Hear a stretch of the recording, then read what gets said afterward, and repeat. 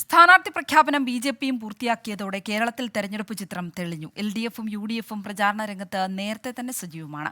കോൺഗ്രസിന്റെയും ബി.ജെ.പിയുടെയും സംസ്ഥാന അധ്യക്ഷന്മാർ ജനവിധി തേടുന്നുവെന്ന പ്രത്യേകതയും ഇത്തവണത്തെ തെരഞ്ഞെടുപ്പിനുണ്ട്. 4 മണ്ഡലങ്ങളിലെ അനിശ്ചിതത്വം അവസാനിച്ചതോടെ സംസ്ഥാനത്ത് മുന്നണികളുടെ പ്രചാരണം കടുക്കും.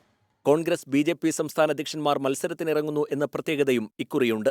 VIP മണ്ഡലമായ വയനാട്ടിൽ സംസ്ഥാന അധ്യക്ഷനെ പരീക്ഷിക്കുകയാണ് ബി.ജെ.പി ദേശീയ നേതൃത്വം. ഒരു പ്രസിഡന്റ് എന്നുള്ള നിലയിൽ മാത്രമല്ല, ഒരു അടിയുറച്ച പാർട്ടി അച്ചടക്കമുള്ള പ്രവർത്തനം എന്നുള്ള നിലയിൽ ഈ പോരാട്ടം, കനത്ത പോരാട്ടം നിങ്ങൾക്ക് വയനാട്ടിൽ പ്രതീക്ഷിക്കാം. വളരെ ശക്തമായിട്ട് രാഹുൽ ഗാന്ധി നേതൃത്വം നൽകുന്ന വികസന വിരുദ്ധ രാഷ്ട്രീയത്തിനെതിരായി, തെറ്റായ രാഷ്ട്രീയത്തിനെതിരായി, പ്രത്യേകിച്ച് വിദേശ രാജ്യങ്ങളിൽ പോലും പോയി ഇന്ത്യയുടെ വികസനവും പുരോഗതിയും തടയാൻ പരിശ്രമിക്കുന്ന ഒരു നേതാവിനെതിരായി സർവ്വശക്തിയും ഉപയോഗിച്ച് ഞങ്ങൾ പോരാടും.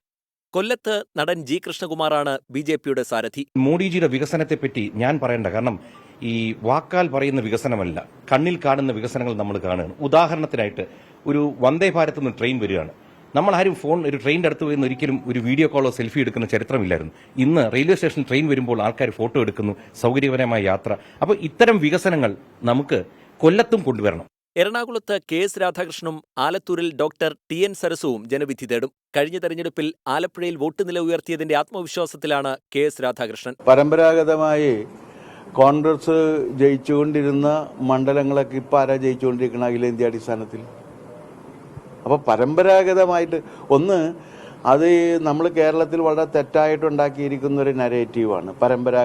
പരമ്പരാഗതമല്ല, ജനാധിപത്യ സംവിധാനത്തിൽ ആളുകൾക്ക് അവരുടെ അഭിപ്രായങ്ങൾക്കനുസരിച്ച് മാറ്റം വരും.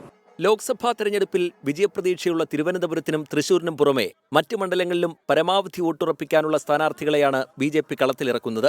എൽ.ഡി.എഫും യു.ഡി.എഫും രണ്ടാംഘട്ട പ്രചാരണം പൂർത്തിയാക്കിയെങ്കിലും ഇന്നു മുതൽ പ്രചാരണ രംഗത്ത് കളം നിറയാനാണ് NDA തീരുമാനം. 24 തിരുവനന്തപുരം.